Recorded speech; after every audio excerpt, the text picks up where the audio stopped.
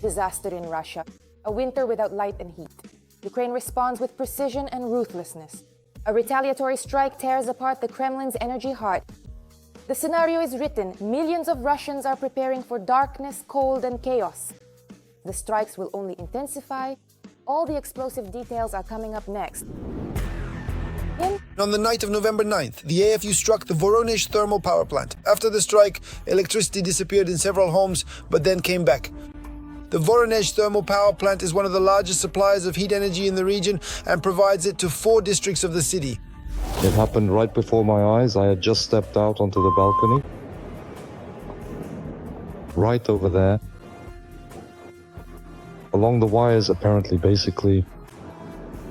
No, well, I heard 3, but they're saying 4. In Belgorod, this incident was attacked, leaving tens of thousands of residents without power. The governor of the region, Vyacheslav Gladkov, stated that the damage is very serious. As a result of yesterday evening's rocket attack, there is serious damage to the power and heating supply systems in the city of Belgorod. But our energy workers, as always, are heroically trying to cope. The assigned task now is to carefully and thoroughly restore what was damaged by our enemies. A day earlier, Ukrainian drones struck energy facilities in Saratov, Engels, and the Volgograd region. Power outages were also reported there. With massive drone and missile attacks, Russia is trying to plunge Ukraine into a blackout.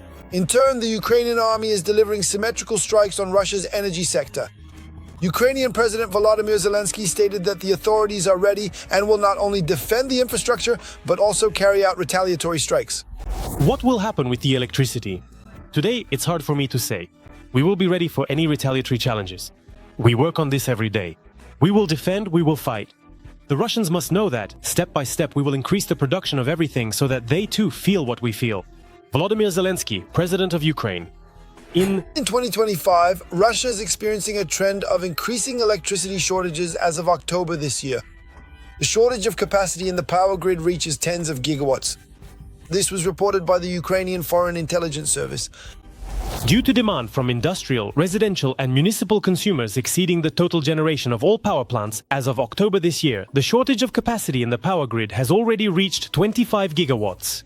Despite attempts by the RF government to introduce at least some measures to stabilize its energy system, such as monetary compensation or discounts on electricity bills for voluntarily reducing consumption during peak hours, as well as disconnecting consumers who do not require guaranteed power supply, the growing electricity deficit indicates a systemic crisis in the Russian energy sector. The Foreign Intelligence Service of Ukraine. In addition to wear and overload, systematic strikes by the AFU are also affecting the Russian energy system. If Ukrainian strikes even partially damage Russian thermal power plants, this will cause significant problems for Russia's energy sector. The AFU have already brought a blackout in southern Russia 60% closer.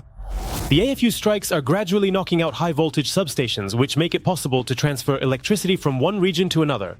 If the thermal power plants are also destroyed, they will face a much more difficult situation than we do. Alexander Karchenko, director of the Energy Research Center. Not only Russian regions, but also Moscow are suffering from Ukrainian drone attacks and the lack of electricity. And this is a very serious... It has a very serious, not propagandistic significance directly for the Kremlin. Let me remind you that one of the reasons for launching the so-called special military operation was the issue of guaranteeing the security of the Russian Federation itself. At least that's how Putin and his inner circle explained it. We are seeing how the war is coming directly to Moscow. And not just Muscovites. We see that the geography of Ukraine's drone attacks is expanding. Ukrainians have long since gotten used to and adapted to heat and electricity outages. But for Russians, this is an unexpected surprise. So it's time to start stocking up on matches, candles, and firewood. Every voice matters. Join our community, support independent journalism, and help us bring you the truth from Ukraine. Become a member of Ukraine today. Join us now. The explosive strategy in the sum, a secret the Kremlin keeps silent about. Ukrainian aviation drones are penetrating deep into the enemy's rear. Warehouses, bases, and key facilities are burning. The armed forces warn that Russia faces a deadly winter blackout. What are our defenders preparing, and why are these strikes capable of paralyzing the entire aggressor country? Watch this.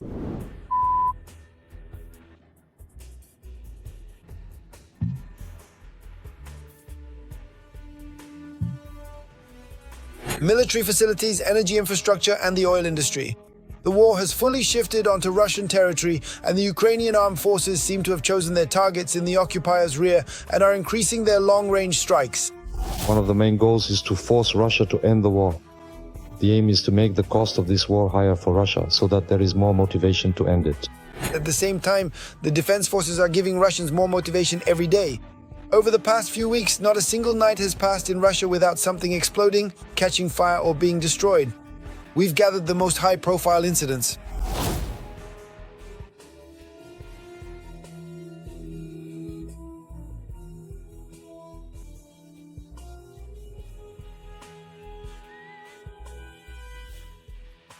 Undoubtedly, the most striking event in terms of Russian blackouts was the Ukrainian Armed Forces attack on the Moscow region on the night of November 1st. Monitoring channels reported hundreds of drones that flew out to bomb Russia, and they hit their targets. Even though Moscow's power grid held up, entire settlements around the capital were left without electricity. In particular, the Moscow suburbs and the city of Zhukovsky were left in the dark.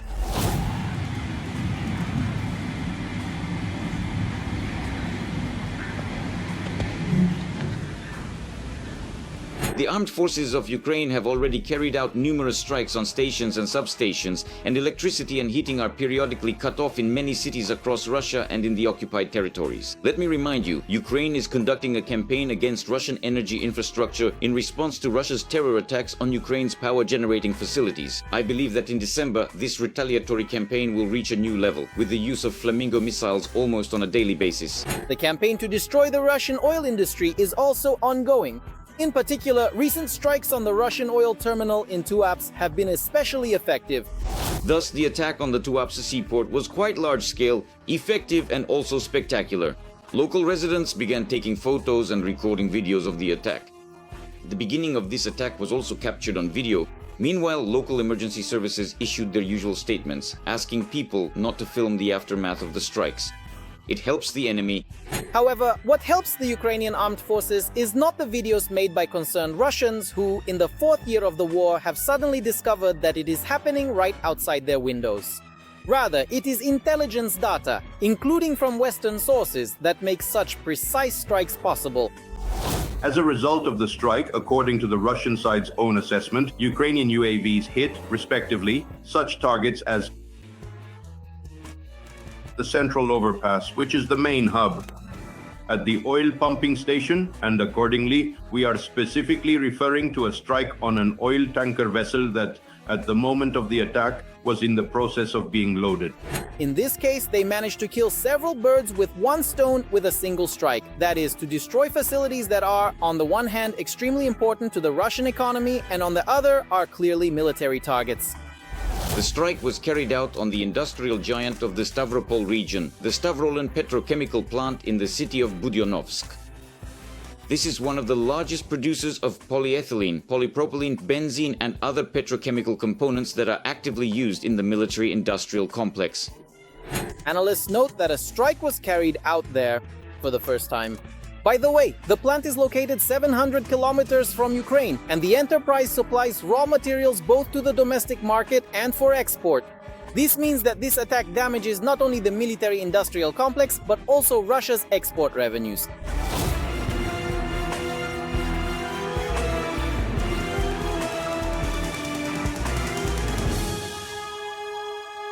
Defense forces are also operating against Russian targets in the occupied territories.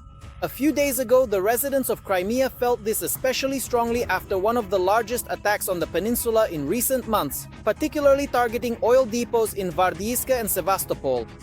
The outcome of this episode is as follows. In just 1 hour, 2 major oil facilities in Crimea were put out of operation. This means a complete loss of stability in the occupiers' rear supply lines in this sector. Especially against the backdrop of the destruction and disabling of the largest oil terminal in Feodosia and the general gasoline shortage in Russia itself, which, I remind you, is the only source for replenishing Crimea's oil depots. Most recently, on the night of November 4th, drones and Storm Shadow missiles launched by the defense forces managed to inflict damage not only on Russian energy infrastructure and oil depots, but also significantly complicated their presence in the occupied territories, effectively disabling all military facilities within the affected area. Ukrainian drones struck substations in Luhansk, Alchevsk, Kadivka, and Pervomaisk. These are temporarily occupied territories of Luhansk region. There have been reports of widespread power outages for consumers. Blockades on the territory of the Russian Federation in the past 24 hours. Drone strikes by the Ukrainian Defense Forces. Kursk region. This is Zheleznogorsk. The city is completely without power due to the substation. Lipetsk region. This is the Pesos traction substation. Usman. And accordingly, the city of Orel. A strike was carried out on the Orel CHP plant. That's regarding the blackout. As for military targets, analysts call one of the most successful long-range attacks by the Ukrainian Armed Forces the explosions at the dam near Belgorod. The strike was so precise that no civilians were harmed. However, Russian units in the Kharkiv region were cut off from their forces due to the flooding, and the offensive failed. An important objective is to strike at Russia's logistical capabilities, ammunition depots, airfields, aircraft and troop concentrations, in order to create difficulties for Moscow's war machine. The goal is to hit the centers from which Russia directs operations at the front and from where it can attack Ukraine's strategic infrastructure, including its energy sector.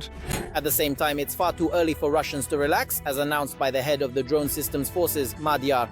This winter, Russian citizens will find out what a blackout is, and at the same time, he reminded that gas and oil burn very well, obviously hinting at new attacks on oil refineries.